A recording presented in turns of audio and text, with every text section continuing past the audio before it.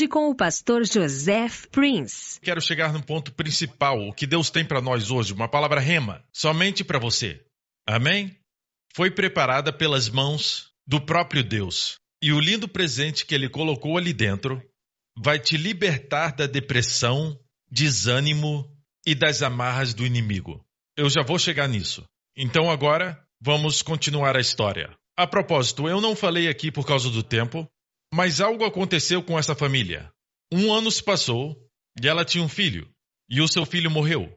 E ela foi a Elias e disse: Homem de Deus, você veio aqui me lembrar do meu pecado? Obviamente essa mulher tinha pecado no seu passado. E no momento que seu filho morreu, ela disse: Tu foste enviado aqui para me lembrar do meu pecado. As pessoas são rápidas para terem uma expectativa de julgamento, mas não foi esse o motivo. E vocês já conhecem essa história? Deus usou Elias para ressuscitar aquele menino. É incrível. Amém? Então, o que aconteceu foi que o tempo chegou para a fome acabar. Deus teve misericórdia, mas Deus disse o seguinte para Elias. Muito tempo depois veio a palavra do Senhor a Elias no 3º ano, dizendo: Vai, apresenta-te a Acabe, porque darei chuva sobre a terra. Por que Elias teve que ir? Ele estava se escondendo. Amém? Por que ele tinha que se apresentar ao rei Acabe? Deus sabia que quando enviasse a chuva, se o homem de Deus não aparecesse, certo? Toda a família de Acabe pensaria que era por causa dos profetas de Baal.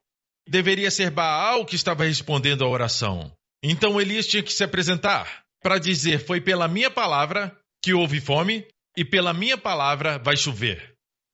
Amém? Para que eles soubessem que só tem um Deus que controla a natureza. Posso ouvir um amém? É o Deus de Abraão, Isaque e Jacó. Vai, apresenta-te a Acabe, porque darei chuva sobre a terra. E o que aconteceu foi que, ao mesmo tempo, Elias apresentou um desafio. Ele disse: Sabe de algo? Pegue os seus profetas, e haviam 450 profetas de Baal. Me encontrem no Monte Carmelo. Quantos já estiveram ali? Muitos que foram a Israel estiveram ali. Muitos estiveram ali e não sabiam que era o Monte Carmelo. Alguns dormiram durante o passeio para o Monte Carmelo e depois acordaram em outro lugar. Perdeu totalmente o passeio. O Monte Carmelo foi o lugar onde Elias fez descer fogo do céu. Ele fez um desafio e disse: Vá buscar seus profetas e reúna a nação de Israel. E me encontrem no Monte Carmelo. E vamos pedir a Deus que responda com fogo. Se Deus é Deus, vai responder com fogo. Invoquem o seu Deus, profetas de Baal.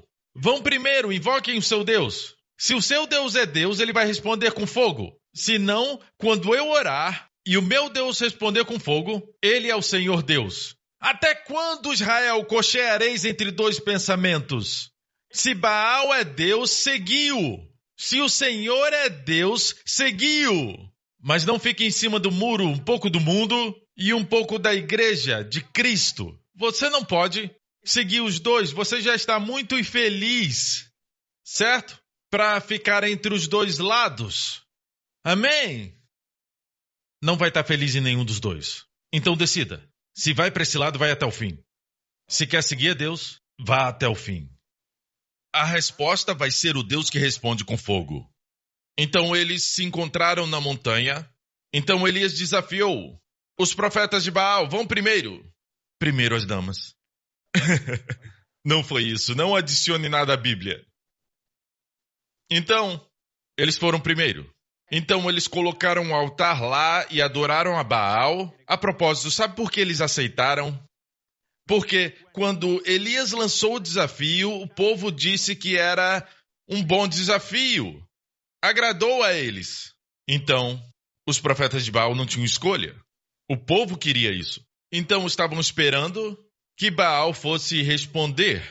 Então, por horas, desde cedo, eles clamaram a Baal, e nenhuma resposta. Não respondeu. Eu amo como uma versão da Bíblia diz: ninguém os considerou do céu, ninguém. Certo? Então, ao meio-dia, a Bíblia diz que Elias zombou deles e falou: Ei, gritem mais alto, talvez esteja dormindo. Ou talvez esteja viajando. Ou talvez ele esteja cochilando. Tem que gritar mais alto para acordá-lo. A Bíblia diz que ele zombou deles. Então ficaram desesperados ao meio-dia. Então eles pegaram facas e se cortaram, sangue espirrou. E eles clamaram ao seu Deus, Baal, e clamaram e nenhuma resposta veio. E chegou uma hora, cerca de 3 horas da tarde, a Bíblia diz a hora da oração da tarde. A hora que Jesus morreu, exatamente 3 horas. A hora do sacrifício da tarde no templo, Elias se apresentou e disse ao povo, minha vez. Construam um altar, e o altar era feito de 12 pedras, representando as 12 tribos de Israel. E foi isso que ele fez. E ele disse, chegai-vos a mim. Ele pediu para o povo se aproximar, e todo o povo se chegou a ele, e reparou o altar do Senhor que estava quebrado. E Elias tomou 12 pedras conforme o número das tribos dos filhos de Jacó, ao qual veio a palavra do Senhor dizendo, Israel será o teu nome. Então, pense nisso. Quando olhamos para as diferentes igrejas e denominações e diferentes tipos de correntes ao redor do mundo, e as pessoas perguntam por que tantas denominações, não precisa se preocupar com isso. Nessa época em Israel estava dividido. Não eram 12 tribos. Mas, ao mesmo tempo, da perspectiva do céu, só havia um Israel. Quando Deus olha para baixo, só tem uma igreja. Não somos ensinados na Bíblia para fazer unidade, mas ensinados para manter a unidade. Não podemos forçar a unidade, mas diz procurando guardar a unidade do Espírito. Posso ouvir um amém? Só temos que reconhecer que estamos unidos. Se as pessoas dizem, nós te consideramos um herege, você ainda está unido a mim. E talvez a sua mansão no céu esteja do lado da minha. Amém? Eu não acredito nessa mensagem da graça. A sua casa será do lado da minha. Glória a Deus. Alguém diga amém, Pastor Prince, aleluia. Não você. O fato é esse. Nós somos um. Quer vejamos ou não. Elias reconheceu a forma que Deus via. Preparou 12 pedras para as 12 tribos, apesar de estarem divididas. Eu amo isso. Devemos orar da perspectiva de Deus.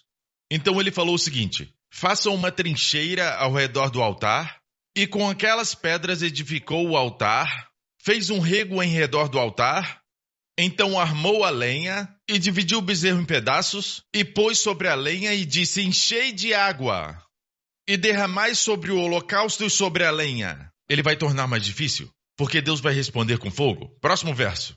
E disse, fazei-o segunda vez. E disse ainda, fazei-o terceira vez. Mais uma vez. E o fizeram terceira vez. De maneira que a água corria ao redor do altar. E ainda até o rego encheu de água. Ele tentou dificultar para Deus. E ele fez a oração. E por causa do tempo, eu só quero adiantar que a sua oração tem os elementos de uma oração respondida. Se você quer sua oração respondida, ore assim. Número 1, ele pediu a glória de Deus. Que todas as nações vissem Deus. O verdadeiro Deus. Orou pela glória, não orou por si mesmo. Amém? Por ele mesmo ele disse, que o povo saiba que conforme a tua palavra fiz todas essas coisas. Amém? Número 2, ele orou pela bênção do povo de Israel, para que eles fossem abençoados. Se quer que Deus responda a sua oração, se quer uma bênção para a sua empresa, você quer que Deus expanda a sua carreira, você quer ter mais influência, ou quer que Deus abençoe seu ministério, abençoe sua igreja, aumente sua influência e alcance, tem que ter 2 coisas em mente. Número 1, que seja para a glória do Senhor Jesus Cristo. Toda vez que Deus é glorificado, o povo é abençoado. Se alguém é curado, Deus é glorificado através da cura. E alguém é abençoado, o curado. Entenda que a glória de Deus e o benefício do homem andam juntos. Você não perde quando Deus recebe a glória. Amém? Aprenda a dar a Deus a glória. Aprenda a se esconder. Amém? E dê a Deus todo o louvor e glória. Posso ouvir um amém? Amém? Então todos serão beneficiados. Segunda coisa, ore pelo bem maior do corpo de Cristo. Número 1, glória a Jesus, a glória do Senhor.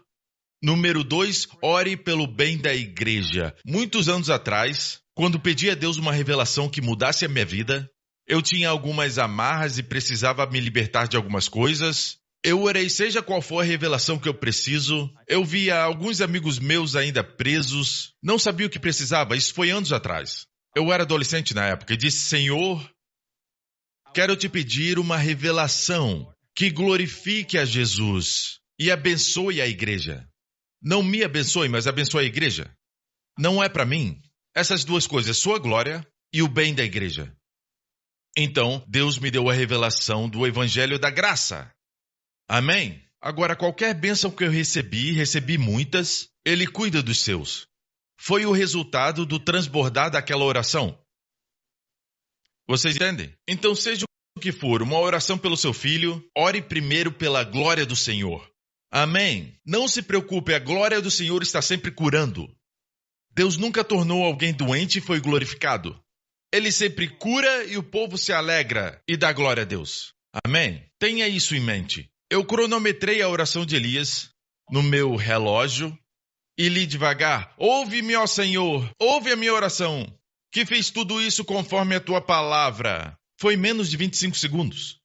As orações mais poderosas são as mais curtas. Quanto mais as pessoas oram, isso me lembra de algumas pessoas, seus amigos, que falam com você pelo telefone, falam tanto que você não consegue falar. Você pode até colocar o telefone ali e ir fazer um sanduíche, certo? E pode fazer um café, e você volta, pega o telefone e nem sabe que você saiu. Você tem algum amigo assim? Que fala o tempo todo? Então a oração não é uma via de mão única. Então você faz uma oração curta para deixar Deus responder. Você sente a sua bondade. Devemos ir à presença de Deus e não sermos apressados. Devemos sentir Deus falando conosco. Ele te ama. Ele deu o seu filho por você. Número 2. Ele é forte ou fraco? Ele é todo poderoso. Número 3. Eu tenho direito ao seu coração? Uma reivindicação sobre o seu poder? Sim. Como não nos dará? Se entregou seu filho, como não nos dará também com ele todas as coisas? Então faça uma oração curta. Em vez de fazer uma oração que não tem fim, talvez esse não seja o seu problema é que você não ora. Então, quando receber essa revelação, você vai começar a orar. Então, ele orou. Então, logo depois de orar, ele disse, Senhor, responda-me para que o povo saiba que tu és Deus. Em Israel, clamou a Deus de Abraão, Isaque e Jacó, e o fogo desceu. E diz, então caiu o fogo do Senhor e consumiu o holocausto, e a lenha, e as pedras, e ao pó, e ainda lambeu a água que estava no rego. Tudo desapareceu. O que vendo todo o povo, caiu sobre os seus rostos e disse, só o Senhor é Deus. Só o Senhor é Deus em hebraico. Yahweh Elohim. Yahweh, ele é o Elohim. Jeová, ele é Elohim. O verdadeiro nome de Deus foi proclamado. O fogo caiu. Deus é um Deus que tem que punir o mal. Tem que julgar o pecado. Ele é o Deus Santíssimo. Então, ou o fogo cai sobre você e a sua família, ou o fogo cai em seu sacrifício. Ou o fogo caía na nação de Israel, que era culpada do mal da idolatria, o mal de rejeitá-lo, e de adorar e dar glória a um ídolo que não podia falar. E sacrificavam a esse ídolo seus filhos. Faziam coisas más para esse ídolo. Então o juízo tinha que cair. Ou ele caía sobre a nação culpada, ou cairia no sacrifício. Caiu o fogo do Senhor e consumiu o holocausto. E a nação ficou livre. O fogo consumiu o sacrifício. O fogo vai cair. Se vai cair ou não? O fogo vai cair, tem que cair. Se Deus é Deus, tem que cair. Mas onde vai cair? Vai cair em você e sua família? Ou vai cair no seu sacrifício? E não só caiu, olha como caiu. E consumiu, quer dizer o quê? Consumiu quer dizer acabou com tudo. O holocausto, e a lenha, e as pedras, as 12 pedras, e o pó, e ainda lambeu a água que estava no rego. Tudo desapareceu. Não ria, mas a primeira vez que estive em Israel, fui no Monte Carmelo e fiz uma pergunta ao guia. Alguém já encontrou 12 pedras? Isso foi antes de eu ler a Bíblia, porque nunca ouvi ninguém pregar isso. Que até as pedras desapareceram. A madeira, tudo desapareceu, não só o sacrifício. Naquela época, como todo o sacrifício dos judeus, o fogo do juízo era maior do que o sacrifício.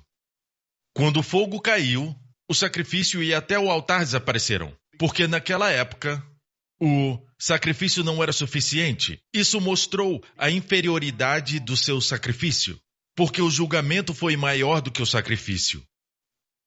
Mas, amigo, houve um tempo,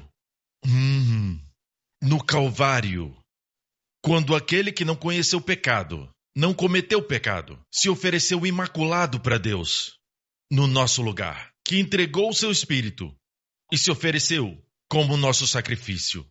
E dessa vez, quando o fogo caiu sobre ele, mas foi ele que consumiu o sacrifício. A nuvem do julgamento, a nuvem que era pesada com julgamento, para você, sua família, para mim, estava sobre a nossa cabeça. Mas então, quando foi pendurado na cruz, pairou sobre sua cabeça e caiu sobre ele. E foi exausta sobre ele. E agora vemos que o sacrifício foi maior do que o fogo do juízo. Porque o fogo consumiu, ou melhor, ele consumiu o fogo que era para nós, ele carregou nossos pecados. E quando o fogo do julgamento caiu e consumiu em sua pessoa, ele suportou, ele absorveu, ele esgotou tudo, até que tudo se foi. E olhou para cima e disse, Kula! Em hebraico, que quer dizer consumado. O fogo se foi, o julgamento se foi, e o sacrifício permaneceu. E é por isso que antes, quando ele estava sob julgamento, ele chamou Deus, meu Deus, meu Deus. Agora ele olha para cima e diz, Pai. O sacrifício permaneceu. Agora vemos que o sacrifício é maior do que o julgamento. Posso ouvir um amém?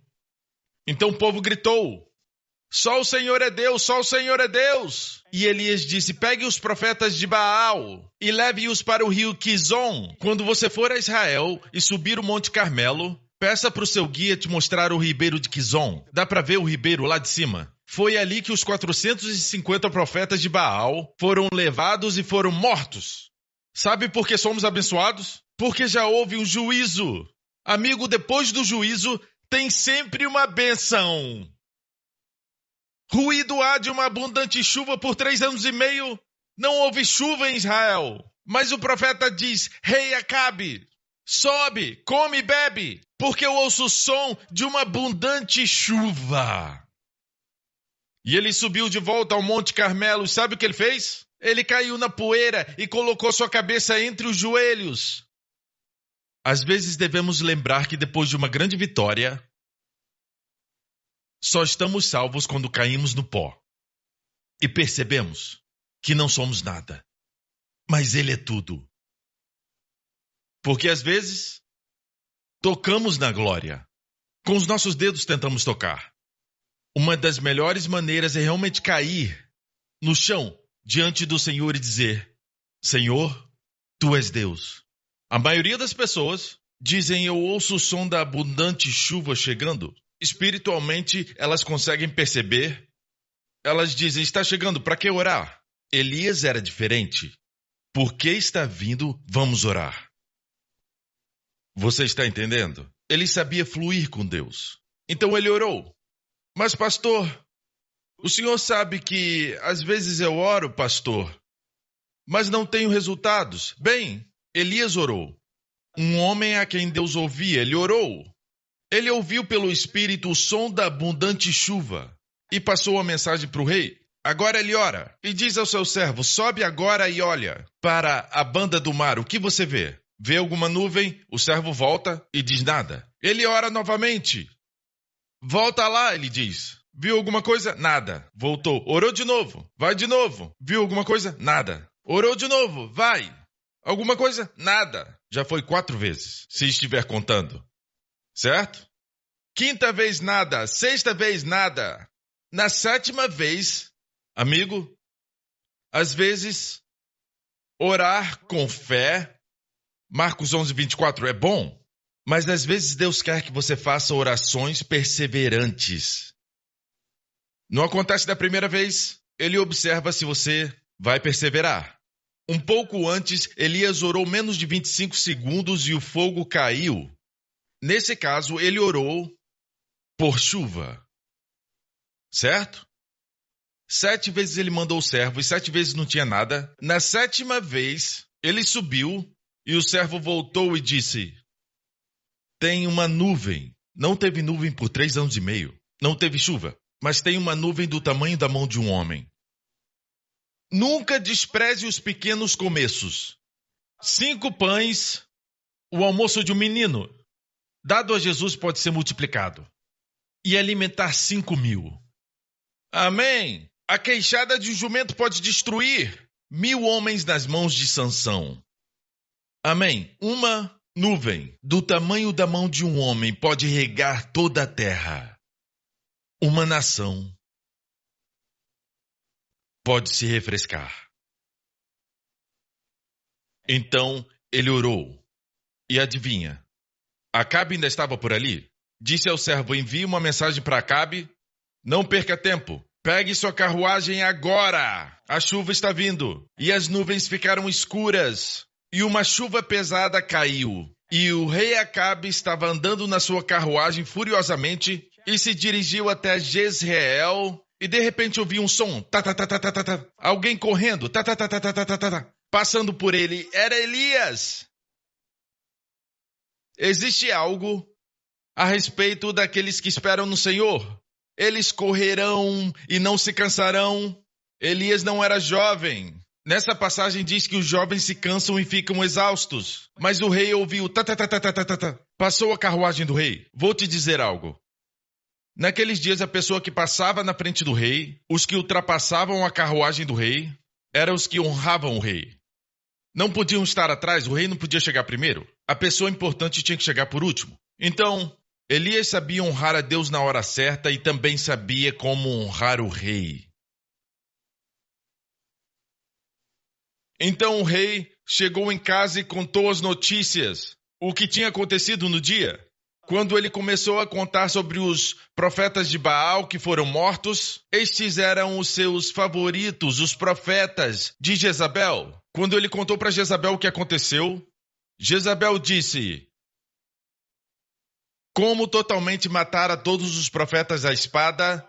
Então Jezabel mandou um mensageiro a Elias a dizer-lhe: assim me façam os deuses e outro tanto, se de certo amanhã a estas horas não puser a tua vida como a de um deles. Então essa mulher maligna enviou um mensageiro que já estava derrotada, seus profetas estavam mortos. Enviou uma mensagem a Elias dizendo: amanhã nessa hora você vai estar morto.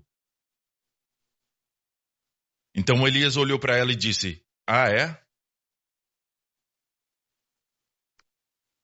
Vá em frente. Tenta fazer isso. Mas a Bíblia diz assim: o que vendo ele se levantou e para escapar com vida se foi.